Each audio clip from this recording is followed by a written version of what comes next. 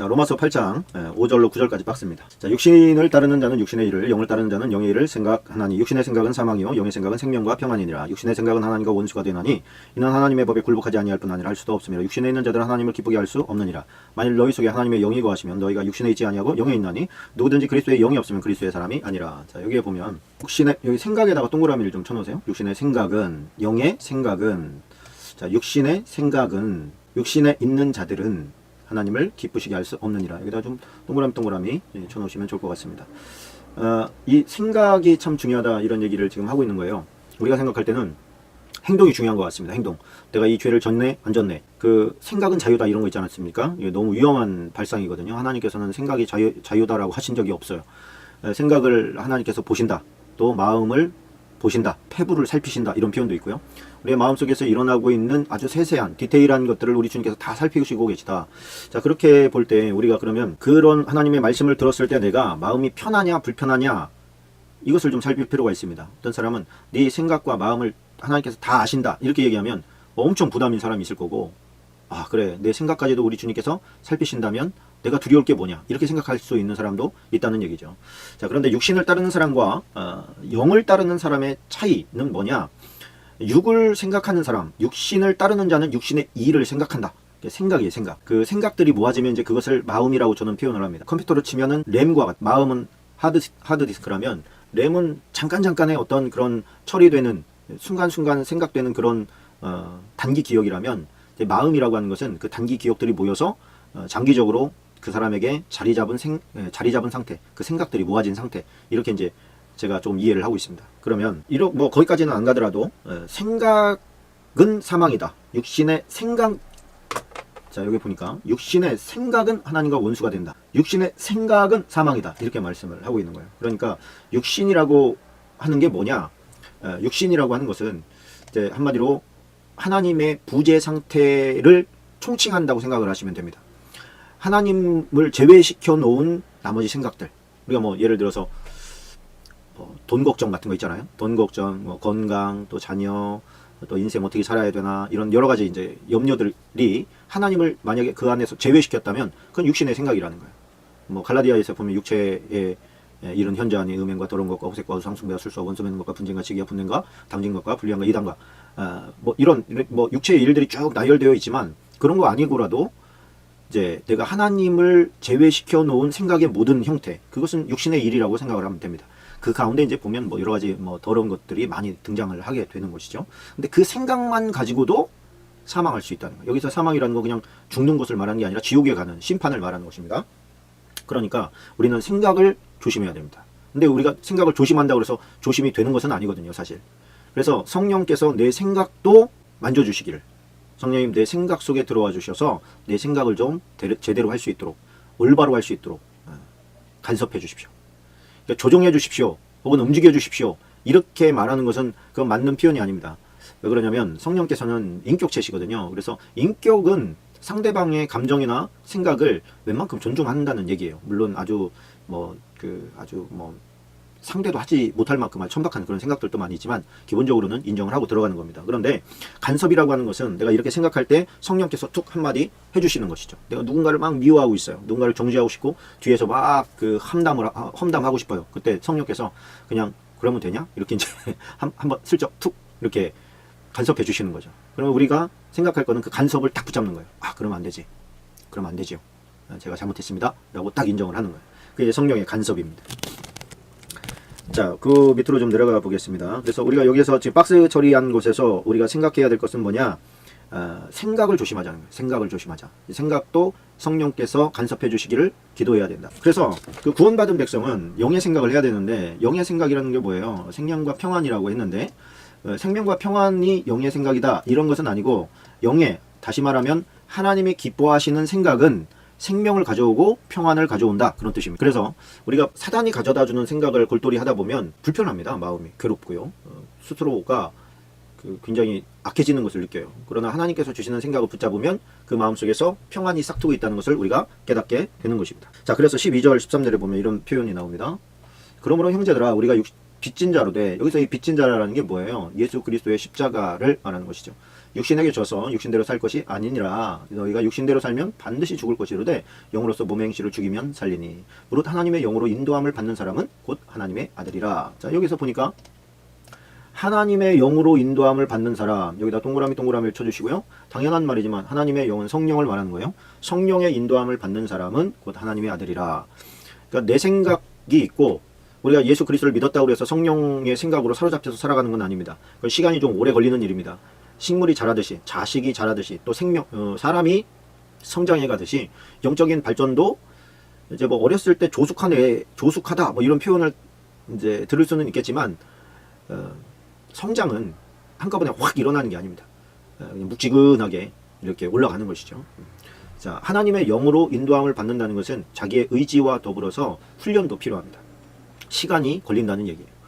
그래서 하나님, 성령님, 내 마음과 생각을 우리 주님 간섭해 주시고 나를 인도해 주세요. 여기서 우리가 하나님 나를 인도해 주세요 라고 기도할 때는 그 인도라는 게 뭐예요? 말씀해 주시는 거예요.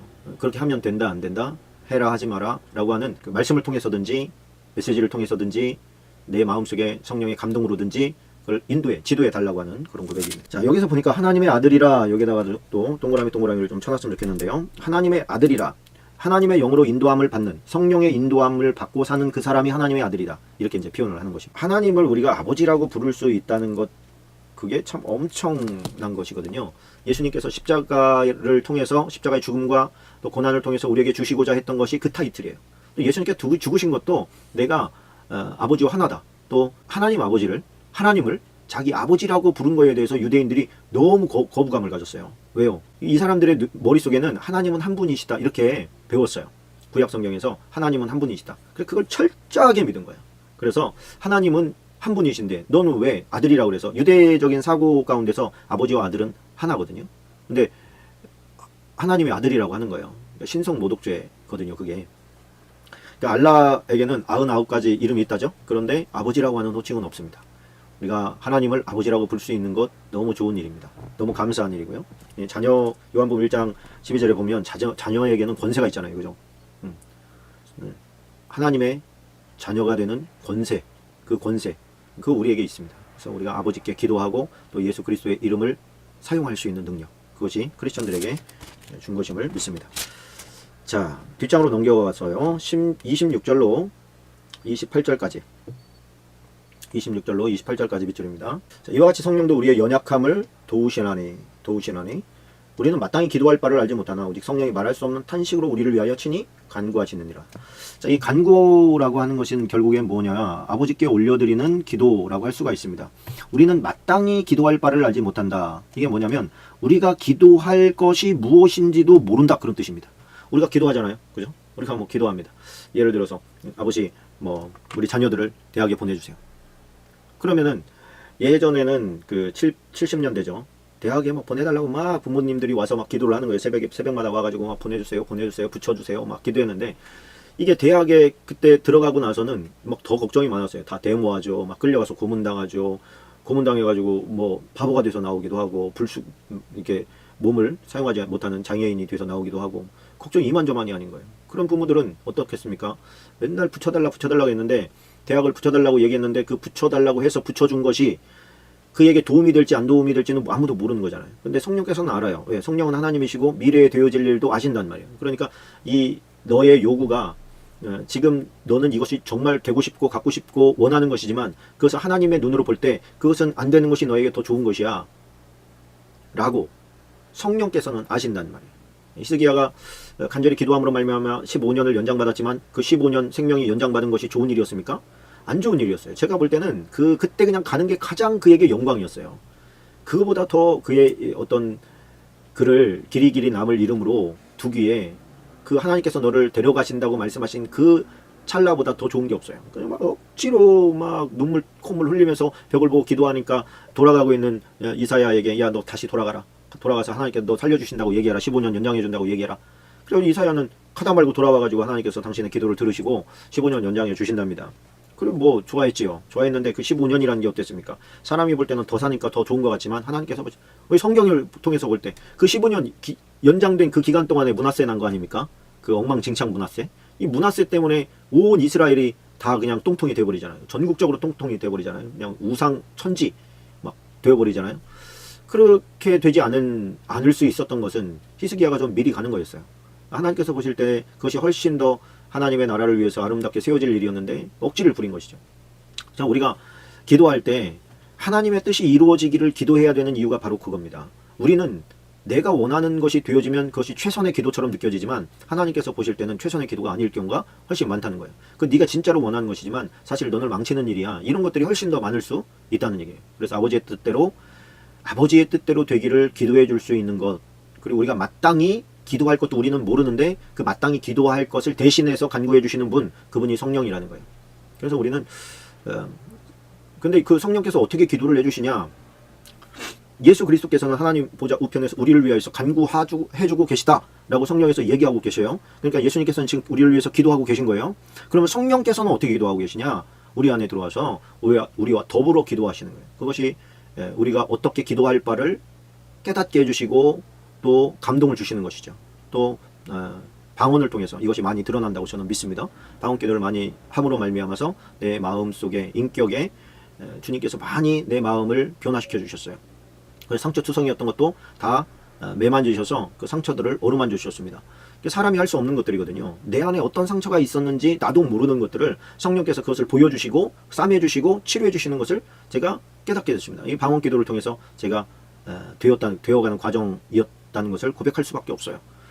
그것을 하나님께서 또 얼마나 기뻐하시는지도 알게 되었고요. 그러니까 하나님께서 방언은 자기의 덕을 세운다, 그렇게 이야기를 하잖아요. 그 덕을 세운다는 것이 자기를 완성시켜간다, 건축한다는 뜻이거든요. 덕을 세운다는 것이 건축해간다, 자기를 세워가는 거예요. 든든한 반석 위에 쫙 세워가는 거예요. 그러니까 그것이 믿음을 가지고 이게 뭐 나도 알아듣지도 못하는 기도 왜 하는지 모르겠어, 이렇게 생각하는 사람과 하나님께서 성령이 임하실 때 예언과 또 방언의 은혜들을 주셨는데 구원받은 백성에게, 이제 하나님의 자녀가 된 백성에게 하나님께서 얼마나 큰 선물을 주고 싶겠어요. 이제 막 하나님의 이 품 안으로 들어온 그 하나님의 자녀에게 하나님께서 뭐든지 가장 좋은 걸 주시지 않겠습니까? 그것이 방언 기도가 막 터지잖아요. 왜 그것이 터지겠어요?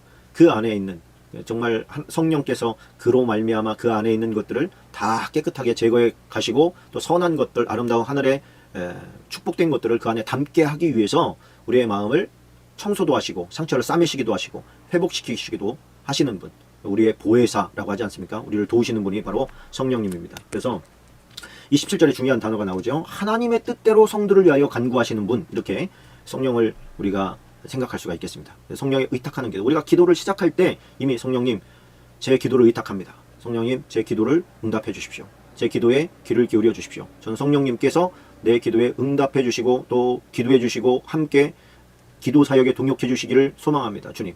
그리고 기도하는 것이 우리가 정말 우리말로 여러 시간 기도하는 것보다 훨씬 더 강력하다고 그렇게 믿습니다. 자, 35절로 39절까지 박스입니다. 35절로 39절까지입니다. 박스입니다. 자, 누가 우리를 그리스도의 사랑에서 끊으리요? 환난이나 공고나 박해나 기근이나 적신이나 위험이나 칼이랴. 기록된 바 우리가 종일 주를 위하여 죽임을 당하게 되며 도살당할 양같이 여김을 받았나이다 함과 같으니라. 그러나 이 모든 일에 우리를 사랑하시는 이로 말미암아 우리가 넉넉히 이기느니라. 내가 확신하노니 사망이나 생명이나 천사들이나 권세자들이나 현재일이나 장래일이나 능력이나 높음이나 기쁨이나 다른 어떤 피조물이라도 우리를 우리 주 그리스도 예수 안에 있는 하나님의 사랑에서 끊을 수 없으리라. 자, 여기서 보니까 누가 우리를 그리스도의 사랑에서 끊겠느냐? 그러면서 이제 나오는 것들이 환난, 곤고, 박해, 기근, 적신, 위험, 칼. 자, 이런 것들이 이제 쫙 나옵니다. 도살할 양처럼 늘 도살할 양이라고 하는 것은요, 어떤 힘도 쓰지 못하는 어떤 반항도 하지 못하고 그냥 당할 수밖에 없는 양을, 그 재물을 말할 때 도살당할 양이라고 표현을 합니다.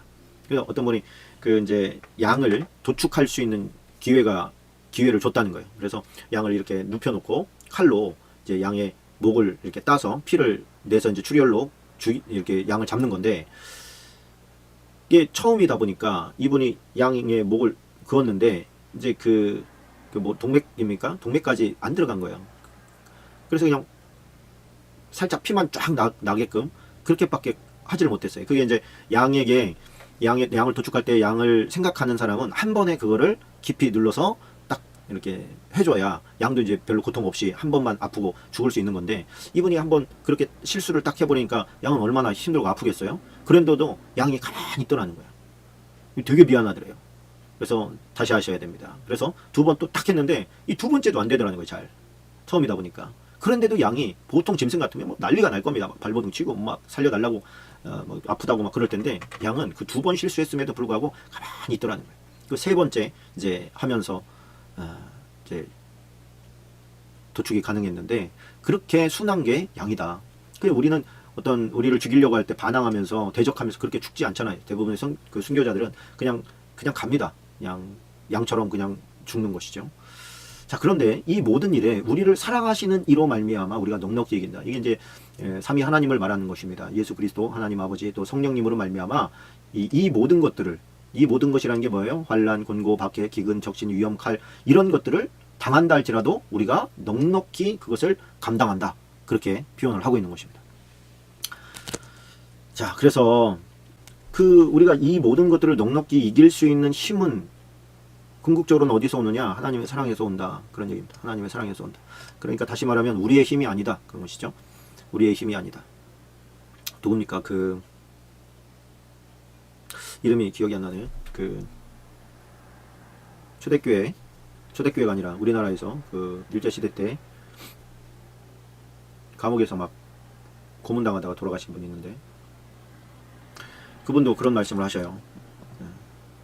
너, 이렇게 이제 일본 경찰이 그렇게 물었대잖아요. 너 이렇게 네가 매를 맞고 고통당하고 고문당하고 네 자식들이 힘들어질 것이고 또 네 아내는 유린당했다. 그런데 네 하나님은 어디 있냐? 너가 이렇게 고통당할 때 네 하나님은 도대체 뭐하고 있냐? 이렇게 물었을 때 그 목사님이 그렇게 얘기를 했어요. 당신 눈에는 나와 함께하고 있는 하나님이 안 보이냐? 이렇게 반문합니다. 당신이 볼 때는 내 힘으로 지금 이 많은 고문과 이 어려운 환란들을 이겨내고 있는 것 같으냐? 그렇지 않다. 나와 함께 하시는 하나님이 아니면 나는 여기에서 10분의 1도 견디지 못한다.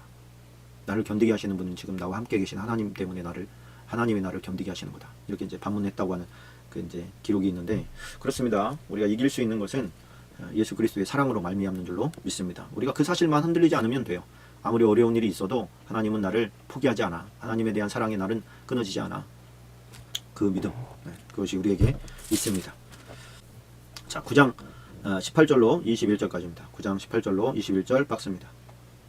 자, 그런즉 하나님께 하고자 하시는 자를 궁일히 여기시고 하고자 하는 자를 완악하게 하시느니라. 혹 내가 말하기를 그러면 하나님이 어찌하여 허물하시느냐? 누가 그 뜻을 대적하느냐 하리니, 이 사람아 내가 누구이기에 감히 하나님께 반문하느냐? 지음을 받은 물건이 지은 자에게 어찌 나를 이같이 만들었느냐 말하겠느냐? 토기장이가 진흙 한 덩이로 하나는 귀 쓸 그릇을, 하나는 친히 쓸 그릇을 만들 권한이 없느냐? 자, 여기서 보면 우리가 바울이 고백하는 말 가운데 약간 이제 이 부분에 의구심을 가질 수 있는 겁니다. 뭐냐면 하나님께서 하고자 하는 자를 궁일히 여기시고, 그러니까 무슨 얘기냐면 어떤 사람은 하나님께서 궁일히 여길 것을 작정하셨고 어떤 사람은 완악하게 하려고 작정한 사람도 있다.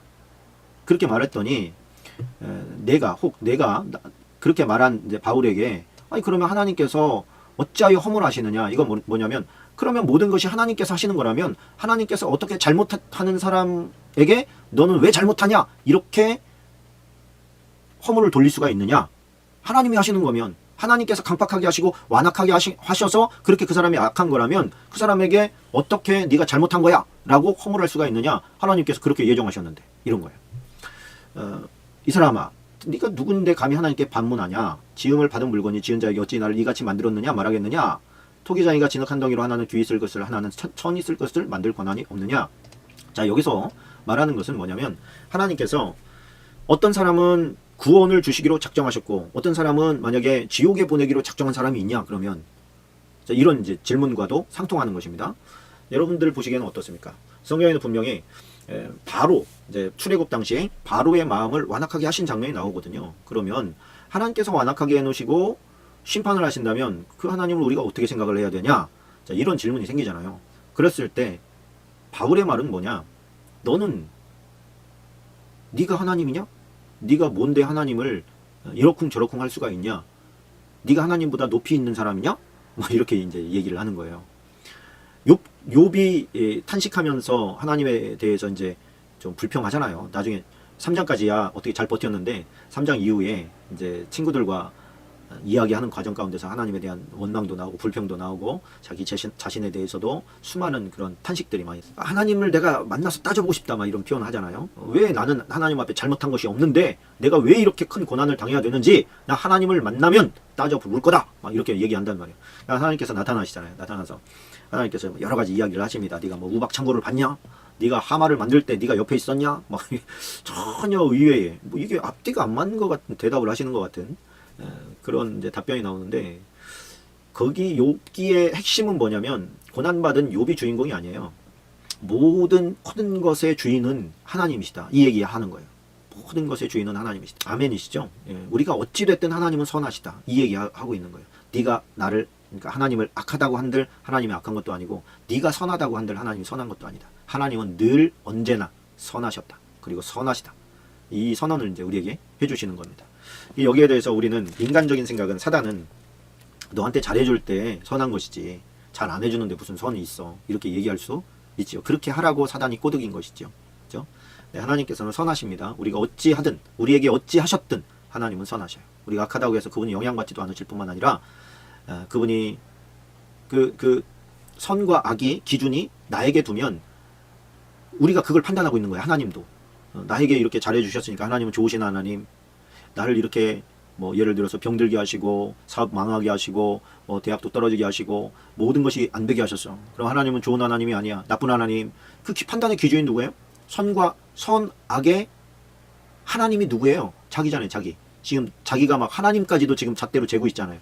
하나님은 선하신 분, 하나님은 나쁘신 분. 이렇게. 그러니까 선악의 하나님처럼 된 거. 이 사단이 말장난을 한 것이지만 한편으로는 그게 그냥 선악과를 먹음으로 말미암아 그 여파가 지금까지 우리가 계속하고 있는 거예요. 뭐예요? 우리는 하나님을 계속해서 선악으로 선하시다 악하시다라고 자꾸만 규정하고 있는 거예요. 저 사람은 나에게 잘해줘. 괜찮은 사람. 저 사람 보니까 선한 일을 많이 하네. 괜찮은 사람. 저 사람은 저러면 안 되지. 저 나쁜 사람.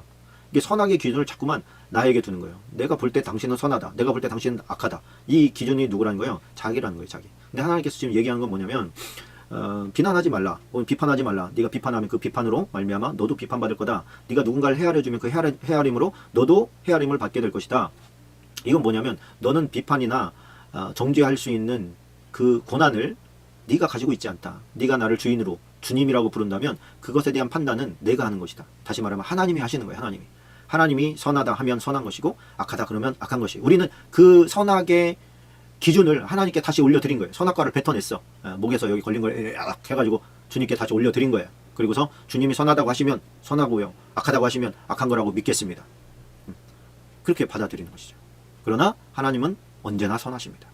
공의로우십니다. 자, 10장으로 넘어가겠습니다. 10장 9절 10절. 10장 9절 10절 박스입니다. 자, 내가 만일 내 입으로 예수를 주로 시인하며 또 하나님께서 그를 죽은 자 가운데서 살리신 것을 내 마음에 믿으면 구원을 받으리라. 사람이 마음으로 믿어 의에 이르고 입으로 시인하여 구원에 이르니라. 자, 여기서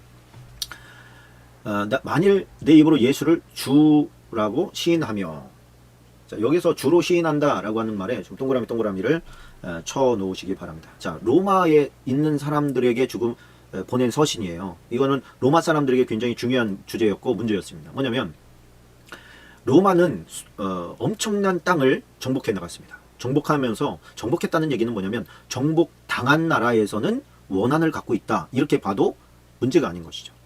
우리가 일제시대 때 뭐 이토 히로부미라든가 우리를 정복했기 때문에 우리는 싫어하는 거예요. 원수처럼 생각하는 거예요. 왜 로마라고 그런 사람이 없었겠습니까? 로마 중심지에는 그러니까 늘 어떤 위험 부담을 가지고 있었어요. 어떤 위험 부담이냐?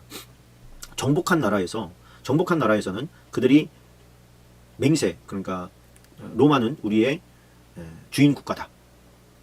이렇게 이제 입으로 고백을 하고 로마 황제를 우리의 왕으로 인정한다. 그러면 로마는 또 굉장히 관대하게 그들을 대해줬습니다. 그래서 로마인이 아닌데도 뭐 고위 공직자는 뭐 수도 없이 많이 나오는 거예요. 우리나라는 뭐 외국인이 예를 들어서 어디 동남아시아에 어떤 분이 대통령 하겠다고 나왔다. 될 확률이 거의 없잖아요. 근데 로마는 그게 가능하다니까요. 그래서 로마를 나의 국가로 인정하고 로마 황제를 자기의 황제로 인정하면 그 나라는 맹세를 그리고 입에서 나오는 말을 굉장히 중요하게 생각하는 나라예요. 그런데 반대로 중요하게 생각하다 보니까 그 입술의 고백을 함부로 하지 않아요. 그래서 로마 시민들 가운데서 뭐 황제를 암살하려고 왔다든가 아니면 이렇게 로마를 어떻게 그 수도에서 좀 안 좋은 일들을 하려고 온 사람들이 왜 없겠어요? 잔뜩 있겠죠. 근데 그들을 걸러내는 방법이 뭐냐면 그들에게 가서 너 황제를 어떻게 생각하느냐 이렇게 물으면 우리 같으면 거짓말로 만약에 나쁜 의도를 가지고 왔다면 황제가 너의 주인이냐 이렇게 딱 물었을 때 그럼요 황제는 나의 주인입니다 이렇게 얘기할 수 있잖아요. 그런데 그들은 그것을 그렇게 하지 않았어요. 그걸 대단히 자부심 있게 생각했는데 마음에 있는 말을 거꾸로 하지 않는 거예요. 황제면 황제고 아니면 아닌 거예요. 걸렸어. 그래서 이제 불신 검문이 많았대요. 불신 검문을 하는 거예요. 불신 검문을 해서 좀 이상하게 보여요. 외국에서 온 것 같아. 그럼 일로 와봐. 그리고서 이제 그 경찰이죠. 이제 가가지고 너 황제가 너의 주인이야? 이렇게 물어보면 그럼요. 황제는 나의 신이고 하나님입니다. 나의 주인입니다. 이렇게 얘기하면 그래 알았어 가봐 이렇게 할 수 있는 거예요. 그런데 이제 딱 걸리면 판가름이 딱 나는 거예요. 그 소위 충직한 군인일수록 거짓말 못 하거든요. 마음과 입술이 따로 놀지를 않아요. 충성스러운 군인일수록. 그러니까 보통 암살을 하려면 충성스러운 군인을 보내죠. 어중이 떤중이를 보내겠습니까? 그러니까 불러가지고 너 황제가 너의 주인이야? 이렇게 물어보면 칼을 뽑는다든지 죽으라고 도망간다든지 아니면 맞대결을 한다든지 이렇게 하는 거예요. 황제가 자기의 주인임을 고백하지 않는 순간 그 사람은 암살자거나 변절자거나 반역자인 거예요. 그래서 끌어다가 신문하고 죽일 수가 있었던 거예요. 그런데 크리스천들에게 이것이 적용될 때는 너 황제가 너의 주인이야? 이렇게 했을 때 우리는 황제가 내 주인입니다 라고 얘기 못 하잖아요. 내 주인은 예수 그리스도 한 분뿐입니다. 이렇게밖에 얘기를 못 하잖아요. 그러면 로마 경찰이 봤을 때는 얘는 묘한 놈인 거예요. 신앙의 개념으로 볼 수도 있지만 예수는 누굽니까? 유대인의 왕이잖아요. 그죠? 유대의 왕이란 말이에요. 그러니까 살아있는 신, 그것은 로마 황제밖에 없었거든요. 그 당시에. 그런데 예수 그리스도라고 하는 사람이 지금 로마 황제의 자리에 딱 있는 거예요. 그는 인간이었는데 신이라고 하고 죽었다가도 살아났다고 하고 자신들의 왕이라고 그래. 그럼 로마에서 볼 때는 위험인물인 거예요. 언제든지 죽을 수 있었던 겁니다.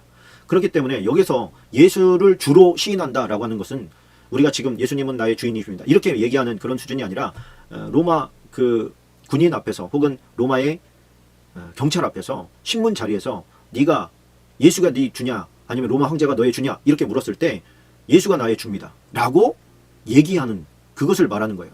그러니까 지금 북한에서 지금 믿는 사람들이 그 정치범 수용소에 많이 갇히지 않습니까? 왜 갇히냐면 너 예수 믿어 안 믿어 얘기할 때 예수를 믿습니다 라고 얘기하기 때문에 가는 거예요.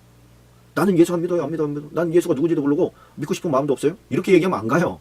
근데 그 예수님을 주로 고백하기 때문에 정치범 수용소에 가가지고 죽을 때까지 일하다가 죽는 거예요. 여기에서 말하는 예수를 주로 시인한다는 것은 목숨을 걸고 하는 고백을 말하는 거예요.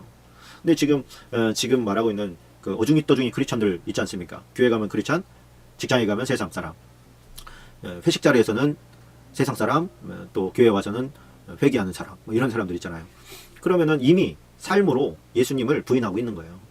누가 와가지고 너 교회 다니냐? 이렇게 물어봤어요. 예수 믿냐? 예수님을 믿냐? 그렇게 했을 때 머리 극적극적 거리면 이미 그거는 부인한 거나 다름이 없습니다. 그러니까 그런 어떤 교회에 와서 하는 그런 얄팍한 고백 이런 게 아니에요. 여기서 말하는 주로 고백한다는 것은 나의 인생의 왕으로 나의 주인으로 목숨을 내걸고 하는 충성의 맹세와도 같은 겁니다. 자, 그러므로 믿음은 들음에서 나며 들음은 그리스도의 말씀으로 말미암았느니라. 여기도 좀 밑줄을 치죠. 자, 믿음은 어디서 난다? 그리스도의 말씀으로 말미암아서 믿음이 생긴다. 그것을 들음에서 믿음이 생기고요. 들음이라고 하는 것은 그리스도의 말씀을 말하는 거예요. 그러니까 지금으로 말하면 그냥 성경, 그럼 깔끔해지는 것이죠. 그런데 이 로마서가 기록될 때는 그리스도의 말씀이라고 하는 것이 희박했습니다. 들을 수가 없는 거예요. 하나님의 말씀은 유대인 회당에 가면 들을 수 있었습니다. 그래서 유대인 회당에는 유대인들이 와서 드릴 수 있는 공간이 있고요. 그 공간 벽 너머로는 이방인들이 와서 그 과정을 이렇게 볼 수 있는 그런 자리가 있었다고 해요. 그런데 뭐 히브리어로 얘기하는데 누가 그거를 이해를 합니까? 이해 못하고 그냥 멍 때리고 있는 거죠, 이렇게. 근데 바울이 이제 선교를 하고 전도를 하면서 그거를 이제 번역을 해서 이제 얘기를 해주잖아요. 그들의 언어로 얘기를 해주고, 물론 이제 로마에서, 지금 로마 서신에서 그 얘기를 했다는 것은 아닙니다. 그러나 하나님의 말씀을 들으려면 회당에 가서 들어야 되는데, 회당에 가서 들어도 그 사람들을 몰라요. 그러다 보니까 믿음이 자랄 수 있는 것이 얼마 없었던 거예요. 그러니까 그들이 하나님의 말씀을 들은 그 수준이라고 해봐야 복음의 정수 있잖아요. 복음의 정수. 나는 죄인입니다. 내 안에 뭐 들어와 주세요. 예수님의 십자가 그것을 믿으면, 나 때문에 돌아가셨다고 믿으면 네가 구원을 받는다. 이런 어떤 복음의 정말 엑기스, 그런 아주 핵심적인 그 메시지 몇 개, 그거 가지고 막 버티는 거예요. 그 말씀만 붙잡고 버티는 거예요. 성령께서 가르쳐 주신 기도하면서 버티고. 그 지금 이런 말씀 생활하고 성경을 읽고 기도 생활하고 예배 생활하고 이러면서 그 기다린 게 아니에요. 그러니까 어떻게 보면 그 한 주먹밖에 안 되는 그 복음의 정수를 가지고도 목숨 걸고 지킬 수 있는 능력이 충분하다는 거예요. 그러니까 말씀은 부족하지 않은 것이죠. 근데 지금 우리가 들고 있는 이 말씀을 가지면 우리가 얼마나 더 많이 성장해야 되고 성숙해야 되고 자라가야 되겠습니까? 그 말씀이 우리에게 있는 것이거든요. 자, 11장으로 넘어가겠습니다. 그러니까 지금 이 성경 공부를 하고 있는 여러분들도 지금 이 순간에는 믿음이 자라고 있는 것이라고 보셔도 됩니다. 그리고 이것을 공부하면 공부할수록 말씀을 듣고 설교를 듣고 성경 말씀을 읽을 때 내가 자라가는 거예요. 믿음이 더 견고해지고 어떤 믿음도 생기게 되어지고 견고하게 된다고 하는 것을 우리가 믿어야 될 줄로 믿습니다. 자, 11장입니다. 11장 2절로 5절까지입니다. 자, 하나님이 그 미리 아신 자기 백성을 버리지 아니하셨나니, 이건 누구냐면 유대인들을 말하는 거예요. 여기까지 유대인들을 말함 이렇게 써놓으시기 바라요. 왜 그러냐면, 그러므로 내가 말하느니 하나님이 자기 백성을 버리셨느냐. 자, 지금 복음이 로마인들에게 지금 증거되고 있어요. 로마인들에게 증거되고 있는데, 그러면 히브리인들, 유대인들은 그럼 하나님께서 버리셨냐? 이렇게 질문을 했을 때 그럴 수 없다. 유대인들을 버린 것은 아니다. 이미 못 받고 있어요. 그러니까 많은 사람들이 생각할 때 예수님의 죽으심으로 말미암아 그의 죽음의 핏값을 우리와 우리 자손들이 받겠다라고 한 그 말 때문에 하나님께서는 유대인들을 버리시고 이방인들을 택했다. 이렇게 이해하는 사람들이 많아요. 그것은 바나바와 바울을 이방인의 사도로 부르신 건 맞아요. 그러나 유대인들을 버린 건 아니에요. 그 얘기를 지금 하고 있는 거예요. 그럴 수 없다. 하나님은 버리지 않는다. 나도 이스라엘 사람이다. 이게 뭐야? 바울, 그러면은 이스라엘 사람을 버렸다면, 유대인을 버렸다면 나도 버림받아야지. 근데 나는 버림받지 않았잖아. 나도 아브라함의 씨에서 난 자요. 베냐민 지파야. 이스라엘 사람이야. 그러니까 하나님께서 이스라엘 사람들을 다 버린 것은 아니야. 자, 하나님이 그 미리 아신 자기 백성이라는 것은, 이것은 예정하신 자라는 의미가 아니라 유대인들 말하는 겁니다. 유대인들. 지금 하나님에 대해서 미리 알고 있잖아요. 로마 사람들은 이제서 듣고 있는 것이고, 버리지 아니하셨나니 너희가 성경이 엘리야를 가리켜 말한 것을 알지 못하느냐. 그가 이스라엘을 하나님께 고발하되 주여 그들이 주의 선지자들을 죽였으며 주의 제단들을 헐어버렸고 나만 남았는데 내 목숨도 참나이다 하니 그에게 하신 대답이 무엇이냐. 내가 나를 위하여 바알에게 무릎을 꿇지 아니한 사람 7,000명을 남겨두었다 하셨으니 그런지 이와 같이 지금도 은혜로 택하심을 따라 남은 자가 있느니라. 자, 이 이야기가 무슨 얘기냐면 아주 시기적절한 지금 예를 구약에서 가져온 거예요. 유대인들을, 이스라엘 사람들을 버리고 이방인들을 지금 택한 거 아닙니까? 이렇게 이제 어떤 질문이 왔을 때 바울이 하는 말이 뭐냐? 야, 나도 이스라엘 사람이야. 하나님께서 이스라엘을 버렸다면 나도 나오지 말았어야. 나 같은 이방인의 선지자도 나오지 말았어야지. 그러면서 한 얘기가 뭐냐면, 구약 시대에 엘리야라고 하는 사람이 있었거든. 이 엘리야 시대에 믿는 자들은 하나도 안 보이고 바알과 아사레를 섬기는 사람들이 막 꽉꽉 들어찼었어. 그때 왕이 누굽니까? 아합 왕이고, 왕비가 이세벨 아닙니까? 이세벨의 고향인 시돈 땅에서부터 바알과 아세라 신을 수입해가지고 시집 올 때 이제 이스라엘 땅을 바알과 아세라의 땅으로 만들리라. 그렇게 사명감을 가지고 와가지고 어리둥절이 아니라 조금 맹맹히 아합 왕을 갖다 꼬드겨가지고 그 땅에 그냥 바알과 아세라를 막 꽉 차게 만들어버려요. 엘리야가 그래서 바알과 아세라의 850명과 850대 1로 맞짱을 뜬 거 아닙니까? 그 850명이 그러니까 지금 북이스라엘에 와 있다는 얘기잖아요. 최소한. 그러니까 그 땅이 얼마나 부패했습니까? 그리고 이제 나중에 보면은 아합의 아들이 이제 병들었잖아요. 그러니까 이제 아합이 죽고 나서 이제 너 가가지고 선지자한테 가가지고 내가 바알세부한테 여기까지 가면 안 되는데 너무 멀리 가지 맙시다. 하여튼 850대 1 갈멜산에서 부딪히고 난 다음에 그 850인을 죽이고 그 다음에 비도 내리고 그죠? 비도 내리고 그 다음에 왕실로 갈 때 이세벨로부터 소식이 오지요. 네가 내 선지자들을 다 죽였어? 너 오기만 해봐. 내가 너를 반드시 죽일 거야. 네가 하여튼 목이 붙어있나 안 붙어있나 보자. 이 얘기에 덜컥 겁을 먹고 내빼잖아요. 내빼가지고 막 도망가요. 하나님의 산 호렙까지 막 도망간단 말이에요. 도망가면서 하나님 앞에 기도할 때 그렇게 기도해요. 하나님 다 죽었습니다. 그 영화로웠던 땅, 이스라엘 땅, 그 땅이 지금 황무해졌습니다. 아무도 믿는 사람이 없고 나 하나 남았는데 나도 찾아 지금 죽이려고 합니다. 이렇게 기도할 때 하나님께서 엘리야에게 주신 메시지가 그거예요. 야, 웃긴 소리 하지 마라. 너 혼자만 나온 게 아니야. 아직도 바알에게 무릎 꿇지 않고 정조를 지키고 신앙생활을 하고 있는 믿음의 전사들이 7,000명이나 남아있어. 여기 지금 850명 대 지금 7,000명이라는 거 아닙니까? 그러니까 엄청나게 안 보이는 곳에서 참된 하나님의 사람들이 지금 존재하고 있다는 얘기예요. 그것을 예로 든 거예요. 지금 그걸 가지고 와서 지금 전체적으로 보면, 큰 그림으로 보면 이스라엘이 전부 하나님으로부터 버림받은 것 같지. 그러나 그 안에 들여다보면 하나님의 택하신 사람들이 다 곳곳마다 있다. 그 얘기하고 있는 거예요. 그 요한계시록에 보면 이제 14만 4천 명 나오지 않습니까? 14만 4천 명. 예수 그리스도를 믿는 구원받은 하나님의 유대인 백성들, 12지파에서 유대인 백성들이 14만 4천 명이 되어야 되는 거예요. 이제 뭐라 그럴까요? 주님 모시기 전에. 주님 모실 때의 그 퍼즐 중에 하나예요. 14만 4천 명도.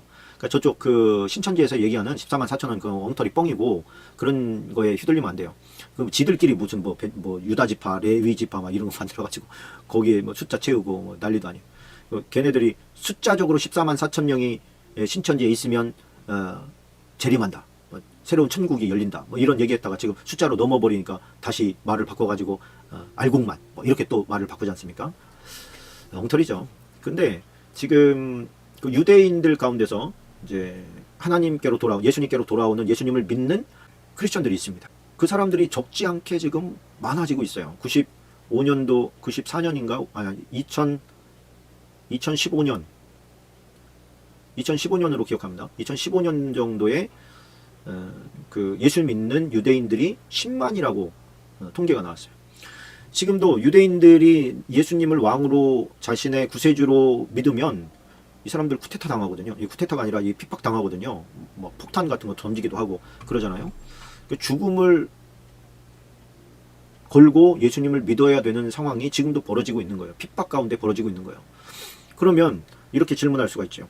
아니 목사님, 지금 유대인들은 그야말로 유대인들밖에 없잖아요. 유대인들밖에 없는데 무슨 다른 지파에서 지금 다른 지파라는 게 없는데 왜 각 지파마다 그 믿는 사람들이 일정 분량이 나오지 않습니까? 그럼 그거를 어떻게 설명하실 거예요, 목사님? 이렇게 이제 얘기할 수가 있겠죠. 이제 성경을 골똘히 보면서 생각을 하는 사람들은 이제 그런 질문을 할 수가 있겠죠. 그런데 그럼 의외로 간단합니다. 뭐냐면 사람은 자기의 조상이 누군지 잃어버릴 수 있어요. 북이스라엘이 아수르에게 정복당하면서 아수르의 그 이제 피가 섞여 버리잖아요. 피가 섞이는데도 불구하고 그 조상 때로 올라가 보면 각 지파별로 있잖아요. 근데 사람은 그 역사를 잃어버릴 수 있어요.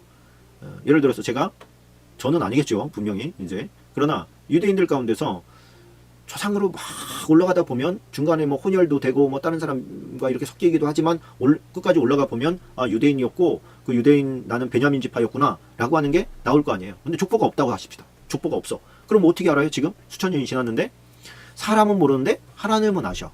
그럼 어떻게 알게 됩니까?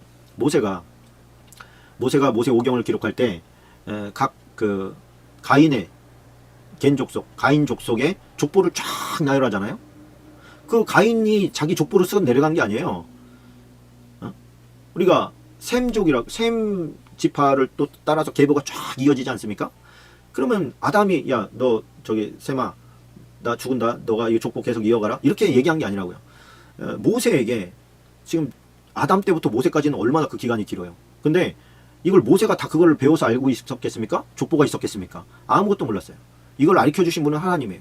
하나님께서 모세야, 너 아담이 그 아벨이 죽고 나서 가인은 떠났지요. 그리고서 셈을 낳지요. 그 셈으로 말미암아서 누구는 누구를 낳고 누구는 누구를 낳고 누구는 누구를 낳고 계속 나오잖아요. 응? 그러면서 에녹이 7대 손이요, 노아가 10대 손 아닙니까? 하나하나를 계속해서 이제 얘기를 쫙 해 나간단 말이에요. 그러면은 이거를 사람이 누가 그걸 기억을 하고 있어 지금? 그랬는데 하나님께서는 그걸 다 알고 계시잖아요. 인간의 머리털까지 세신 분이 우리의 조상 10대 조상이 여러분 누군지 아십니까? 여러분도 모르잖아요. 근데 하나님은 알고 계시다는 거예요. 누가 누구를 낳고를 하나님이 다 알고 있는 거예요. 그 모든 지금까지 여러분들이 이 자리에 있기까지 우리 윗세대들 조상들이 누군지 하나님께서 다 알고 계시다는 거예요. 그렇게 보면 각 지파에서 하나님께서 정한 숫자가 구원받는다고 하는 것을 우리가 못 믿을 게 없잖아요. 그런데 엄한 거 주장하는 뭐 신천지라든가 뭐 이런 데서는, 근데 여러분 이게 14만 4천원에서 시작한 게, 신천지만 이게 14만 4천에서 시작한 게 아닙니다. 뭐 몰몬교, 또 그 안식교, 여호와 증인 뭐 이런 데가 전부 다 14만 4천 주장하다가 생긴 그런 교단들이에요.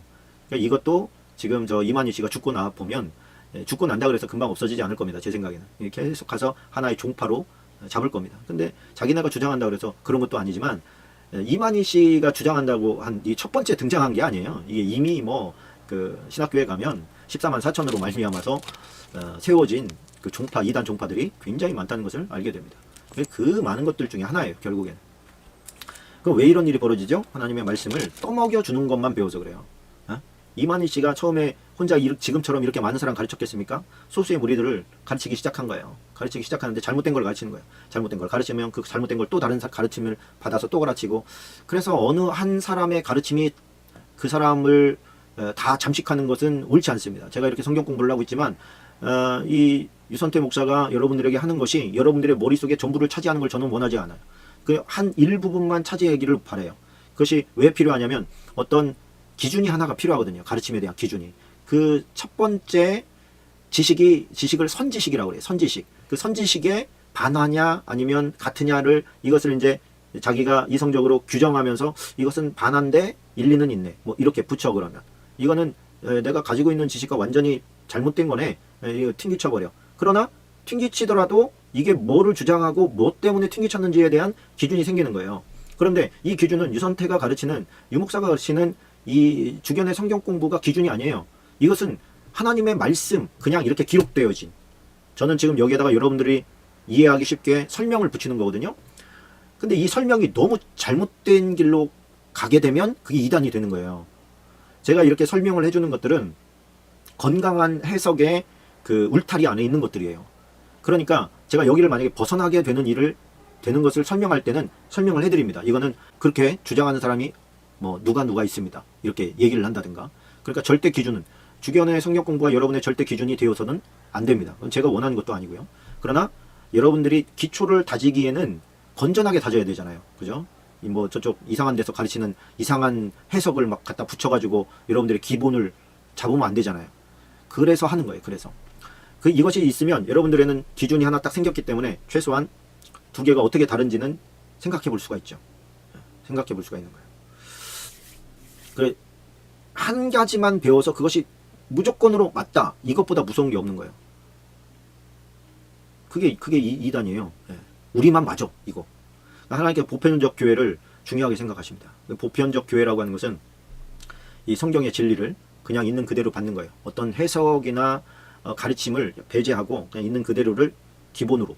그러나 그렇게 되면 이제 성경을 알아가는데 너무 시간이 오래 걸려요. 혼자 다 깨달았고 막 터득해야 되는데 그것이 맞는지 틀리는지도 모르고 갈 수는 없으니까. 그래서 전통적인 이 수천 년 동안 지금 전통적으로 인정받아온 해석의 테두리 안에서 여러분들에게 설명을 해주죠. 그런데 솔직히 이단에서 얘기하는 것들이 더 흥미진진한 것들이 많습니다. 제가 보니까 그런 것들이 꽤 많아요. 왜 그러냐? 전통적인 곳에서 들어보지 못한 얘기를 하거든요. 그러니까 이 전통적인 곳에서 들어보지 못한 얘기를 할 때 그 이상한 얘기, 그 이제 신비로운 얘기, 혹은 그쪽에서 주장하는 얘기를 뭐라고 하냐면 이것은 특별 계시야, 요따고 얘기를 한다고. 그런 얘기를 붙이는 거예요. 자기 생각에서 나온 걸 수도 있고 사단이 준 걸 수도 있는데, 그거를 갖다가 하나님께서 특별히 나에게만 해석을 해주신 어떤 것, 이렇게 한단 말이에요. 그러면은 거기에 호박 빠지는 거죠.